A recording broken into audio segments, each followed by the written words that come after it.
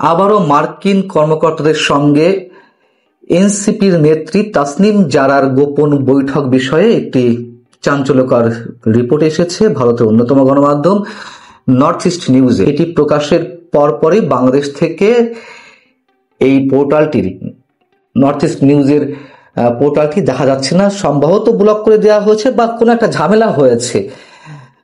এই কারণে এটি রহস্যময়।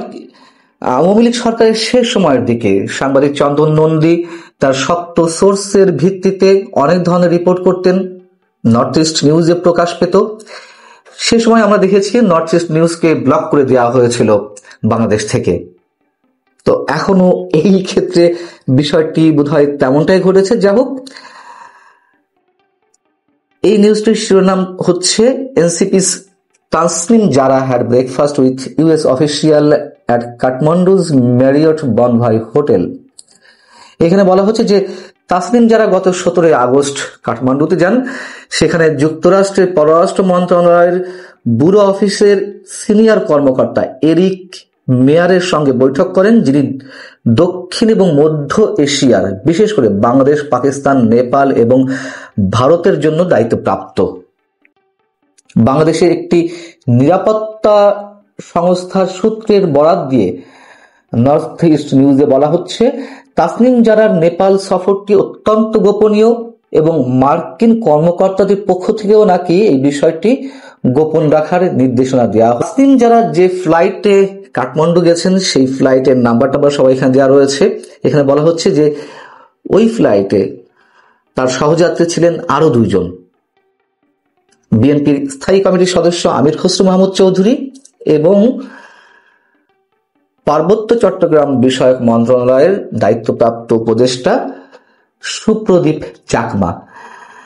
নর্থ ইস্ট নিউজ অবশ্য তাদের সাথে তাসনিম জারার কোনো যোগ সাদৃশ্যের কথা এখানে উল্লেখ করেনি, বরং সরাসরি নর্থ ইস্ট নিউজ বলছে যে তারা 2 জন গেছেন, অর্থাৎ আমির খসরু মাহমুদ চৌধুরী এবং উপদেষ্টা সুপ্রদীপ চাকমা নেপালে গেছেন সেখানে জলবায়ু পরিবর্তনের ঝুঁকি এবং এক্ষেত্রে সংসদ সদস্যদের ভূমিকা শীর্ষক একটি অনুষ্ঠানে যোগ দিতে।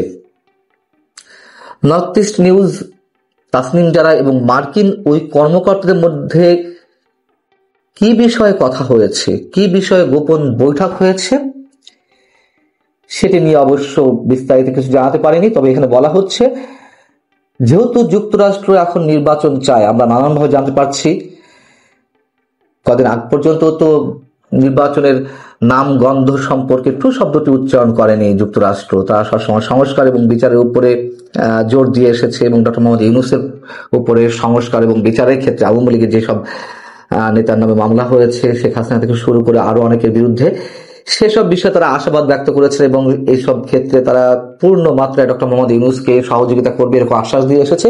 হঠাৎ করে তারা নির্বাচন নিয়ে দৌড়ঝাঁপ করেছে। লন্ডনে তারেক রহমানের সঙ্গে দেখা করে এসেছেন ক্লাসি জ্যাকবসন, বাংলাদেশে নিযুক্ত মার্কিন ভারপ্রাপ্ত রাষ্ট্রদূত, এবং দেশের মধ্যে তো বিভিন্ন রাজনৈতিক দলের সঙ্গে তারা নিয়মিত বৈঠক করছেই। এখন যেহেতু তারা প্ল্যান পরিবর্তন করেছে, প্ল্যান এ বাদ দিয়ে প্ল্যান বি তে আছে, তারা কিভাবে করিডোর নিতে পারে বা অন্য কোনোভাবে করিডোরের বিষয়টি তারা সমাধান করতে পারে কিনা, তারপরে তো আরো অন্যান্য কৌশল আছেই তাদের। এগুলো বাস্তবায়নের জন্য তারা আপাতত নির্বাচন চাইছে। এবং নির্বাচন কেন তারা চাইছে, আর যেহেতু এনসিপি নির্বাচন চায় না, তারা স্ট্রেট বলেছে যে ফেব্রুয়ারিতে কোনো নির্বাচন হবে না। এখন যুক্তরাষ্ট্র যেহেতু তাদের খুব কাছের বন্ধু, যুক্তরাষ্ট্রের প্ল্যানেই গণ অভ্যুত্থানের আগে যে প্লটগুলো সবই তারা নির্মাণ করেছিল এবং সেগুলো বাস্তবায়ন করেছে এই সমন্বয়করা, তো তাদের কাছে তো একটা জবাবদিহিতার বিষয়, জবাবদিহিতার বিষয় থাকেই। সেই জায়গা থেকে এই আলোচনাগুলো সম্ভবত নেপালের ওই গোপন বৈঠকে হয়েছে নর্থ ইস্ট নিউজের দাবি অনুযায়ী। আমরা এর আগে জানি যে গত 5 আগস্ট গণ অভ্যুত্থানের প্রথম বর্ষপূর্তির দিনে ভোরে তারা বিশেষ তড়িঘড়ি করে এনসিপির অন্যতম শীর্ষ 5 নেতা তারা কক্সবাজার গিয়েছিলেন এবং গুঞ্জন ছড়িয়ে পড়লো যে সেখানে তারা সাবেক মার্কিন রাষ্ট্রদূত পিটার ডি হাসের সঙ্গে বৈঠক করতে গেছেন। যেহেতু ওই দিন ডক্টর মোহাম্মদ ইউনূসের ঘোষণাপত্র উপস্থাপন করার কথা এবং জাতির উদ্দেশ্যে দেওয়া ভাষণে নির্বাচনের একটা সময় সীমা তিনি উল্লেখ করবেন, এটি সবাই জানতো। সেটি ঠেকানোর জন্য তারা পিটার ডি হাসের দ্বারস্থ হয়েছিলেন। যদিও পরবর্তীতে জানা গেছে যে পিটার ডি হাস আসলে ওই সময় ওই দিন কক্সবাজার ছিলেন না। জানা গেছে যে ওই সময় তিনি ওয়াশিংটনে অবস্থান করছিলেন। এখন বিষয় হচ্ছে যে পিটার ডি হাস না থাকুক, তাদের কক্সবাজার যাওয়া নিয়ে রহস্যের দানা কিন্তু ক্রমশই জমাট বাঁধছে। রহস্যের জট কিন্তু খোলেনি তারা কি উদ্দেশ্যে গিয়েছিল, এবং একথা স্পষ্ট করে বলা যায় যে বিশেষ কারোর সঙ্গে হয়তো বৈঠকের জন্যই তারা সেখানে গিয়েছিল। এবং যখন সম্ভবত যুগান্তরের রিপোর্টটি এলো, যুগান্তর এই কথা উল্লেখ করেছিল রাষ্ট্রের বিভিন্ন গোয়েন্দা সংস্থা তাদের উপর নজরদারি করছে, এবং তাদের মাধ্যমে গণমাধ্যমে এই বিষয়টি প্রকাশ পেয়েছিল। আমরা দেখলাম যে কক্সবাজার থেকে এসেই পরবর্তী একটি অনুষ্ঠানে ডিজিএফআই কে উদ্দেশ্য করে এনসিপির অন্যতম শীর্ষ নেতা নাসিরউদ্দিন পাটোয়ারি বেশ হুঁশিয়ার উচ্চারণ করলেন, ডিজিএফআই উড়িয়ে দিবেন, গুড়িয়ে দিবেন, এমন মন্তব্য করলেন। যাই হোক, তো এই বিষয়টি যখন গণমাধ্যমে নানানভাবে হইচই শুরু হলো, তখন এনসিপির পক্ষ থেকে কক্সবাজার ইস্যুতে এনসিপির পক্ষ থেকে ওই 5 শীর্ষ নেতা সার্জিস আলম, হাসনাত আব্দুল্লাহ, নাসিরউদ্দিন পাটোয়ারি, তাসনিম জারা এবং তাসনিম জারার হাজবেন্ড নামটা এই মুহূর্তে খেয়াল পড়ছে না, তাদের 5 জনকে শোকজ করা হলো যে কেন গণ অভ্যুত্থানের প্রথম বর্ষপূর্তির মতন গুরুত্বপূর্ণ দিনে তারা কক্সবাজার গেলেন দলের আহ্বায়ক নাহিদ ইসলাম এবং সদস্য সচিব আক্তার হোসেনকে না জানিয়ে। আমরা দেখলাম যে তারা কিন্তু ওই শোকজ নোটিশের জবাব দিলেন।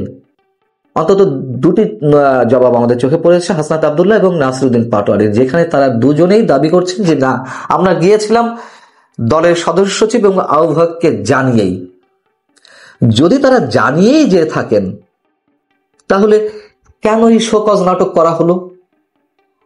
এবং গোপনীয়তা যে সেখানে অবশ্যই কিছু ছিল, বরং দলের পারপাস সার্ভ করতে গিয়ে তারা শোকজ নোটিশের সম্মুখীন হয়েছেন, এটা তো তারা মেনে নেবেন না। তারা উল্টো তারা জানিয়ে দিলেন যে না, এটা তো দলের 2 শীর্ষ হাইকমান্ড জানতেন। অতএব বিষয়টা কিন্তু সুরাহ হয়নি, ওইখানেই ওই পর্যন্ত আছে। তো রহস্য তো অবশ্যই কিছু ছিল এবং অবশ্যই আছে, এবং সর্বশেষ নর্থ ইস্ট নিউজ যে নিউজটি করেছে সেটিও যে একেবারে ভিত্তিহীন, নিশ্চয়ই তা নয়। ভালো থাকুন সবাই, আল্লাহ হাফিজ।